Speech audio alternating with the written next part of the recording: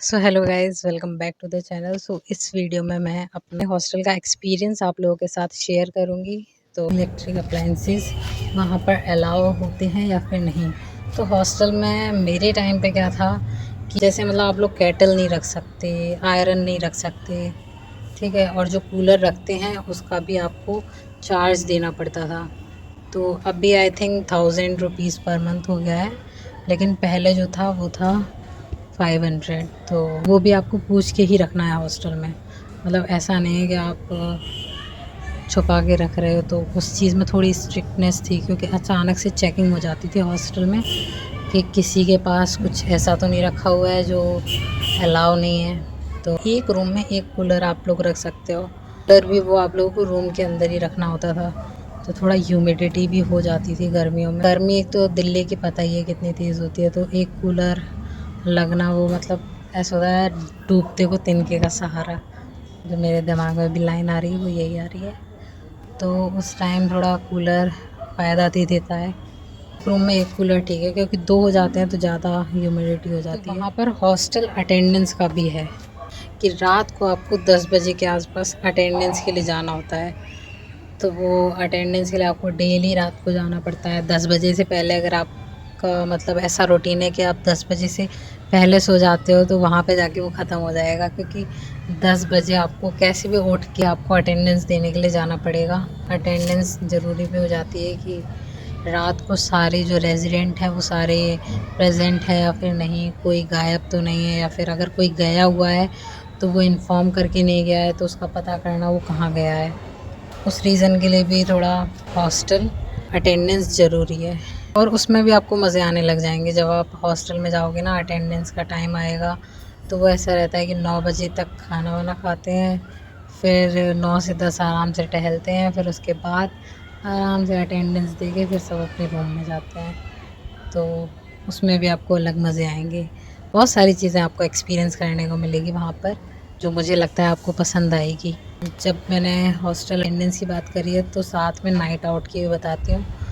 तो night out का क्या रहता था वहाँ पे, आप लोग अगर जा रहे हो बाहर तो नाइट आउट आपको पहले से लेके जाना होता था। तो वहाँ पर लिखवाना होता था आप कहाँ जा रहे हो और कितने बजे तक आ जाओगे वो सब। फिर आप आराम से रात को जितने बजे भी आ रहे हो तो वो नॉर्मल है नाइट आउट का। मतलब जा सकते हो आप बता के, परमिशन लेके। वहाँ पर दिल्ली का तो माहौल पता ही है कैसा हो रहा है। दिल्ली का ही नहीं, हर जगह का माहौल अब ऐसा ही है। बाकी दिल्ली का मौसम तो आप लोग जानते ही हो। दिल्ली में अगर गर्मी पड़ रही है तो वो भी भयंकर है, सर्दी पड़ रही है तो वो भी भयंकर है, और बारिश है तो वो भी। लेकिन मैं बताऊंगी दिल्ली में हमारे हॉस्टल में तो आप लोगों को बहुत सारे जानवर इधर उधर दिख जाएंगे। तो आपने फ़ोटोज़ में भी देखा होगा मोर नॉर्मली घूमते रहते हैं पूरे हॉस्टल में। मतलब मैं जब गई थी हॉस्टल तो मैं सोच रही थी कि अरे यार, मतलब दिल्ली में मोर, मतलब मेरे हॉस्टल में मोर है भाई। और लोग कहते हैं कि पॉल्यूशन है दिल्ली में, मोर कहाँ से देखेंगे। और मुझे मेरे हॉस्टल में पूरे टाइम मोर ही मोर दिखते थे। मतलब हर जगह मोर। तो ग्रीनरी की वजह से ऑब्वियसली वहाँ पे मोर तो होंगे ही।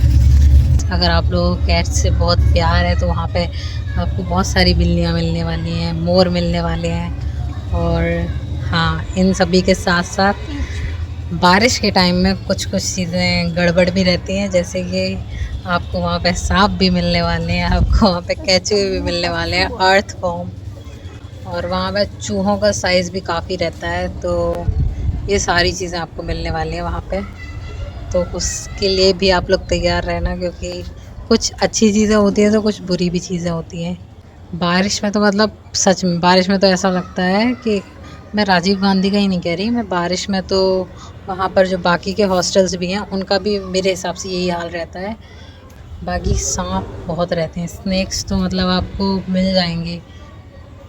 हालांकि मैंने एक भी सांप नहीं देखा अपने हॉस्टल में, अपनी आंखों से नहीं देखा। बाकी लोगों ने ग्रुप में वीडियोस बहुत सारी डाली कि हाँ यहाँ पे सांप देखा गया। कहीं पे भी देखा जाता था मैं अपनी दोस्त को लेके वहाँ पर जाती थी देखने की। सांप, मुझे आज तो सांप देखना ही है। जब वहाँ पे गई हूँ तो पता चला वहाँ से गायब हो गया।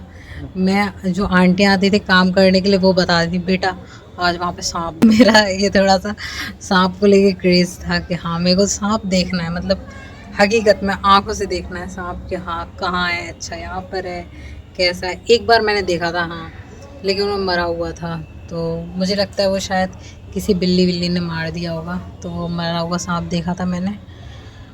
बाकी बस इतना ही।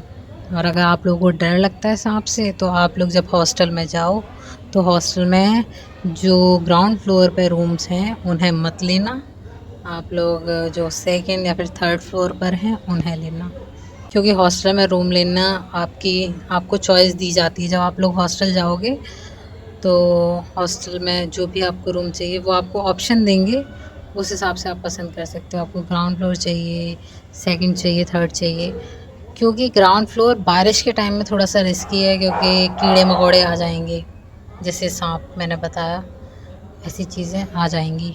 लेकिन बाकी जो फ्लोर्स हैं वो गर्मियों के टाइम में थोड़ा सा दिक्कत देते हैं, ग्राउंड फ्लोर गर्मियों में ठीक रहता है। तो वो चीज़ आप लोगों को देखनी पड़ेगी, आप लोगों को ग्राउंड फ्लोर में रहना है या फिर सेकंड थर्ड फ्लोर में।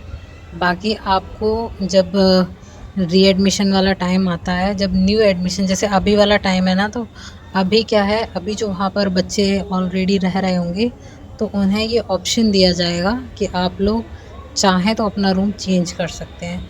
तो अभी वो जिस रूम में होंगे अगर वो चाहें तो अपने दोस्तों के साथ शिफ्ट हो सकते हैं, या शुरुआत में जाओगे तब भी आपको ऑप्शन दिए जाते हैं। मुझे लगता है कि आप लोगों को बहुत सारे जो डाउट्स होंगे हॉस्टल से रिलेटेड वो काफ़ी हद तक क्लियर हो गए होंगे, और आप लोगों ने सोच लिया होगा कि हॉस्टल जाना है या फिर नहीं जाना है, या फिर राजीव गांधी जाना है या फिर नहीं जाना है। देखो राजीव गांधी का मैं अपना ऑल ओवर बताऊं तो मुझे राजीव गांधी पर्सनली इसलिए भी अच्छा लगा था क्योंकि वो एकदम खुला, मतलब बहुत बड़ा एरिया है राजीव गांधी का।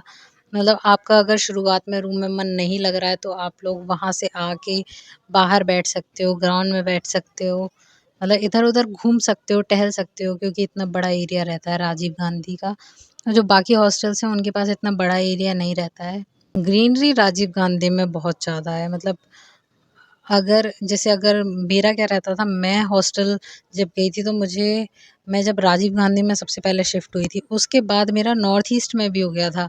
लेकिन मैं नॉर्थ ईस्ट में क्यों नहीं गई, क्योंकि मुझे राजीव गांधी ज़्यादा पसंद आया था, क्योंकि वो मुझे उसका खुला जो एरिया है, वहाँ पे मोर हैं, वो ज़्यादा अच्छे लगे थे, और फिर वहाँ के लोग मुझे बहुत पसंद आए थे। आपने ये वीडियो पूरी देखी होगी और आपको बहुत सारे डाउट्स क्लियर हुए होंगे। मिलती हूँ आपसे नेक्स्ट वीडियो में। सब्सक्राइब करना मत भूलना, क्योंकि नेक्स्ट वीडियो में मैं बताऊँगी आपको हॉस्टल से रिलेटेड कुछ नई अपडेट्स। तो मिलते हैं आपसे नेक्स्ट वीडियो में।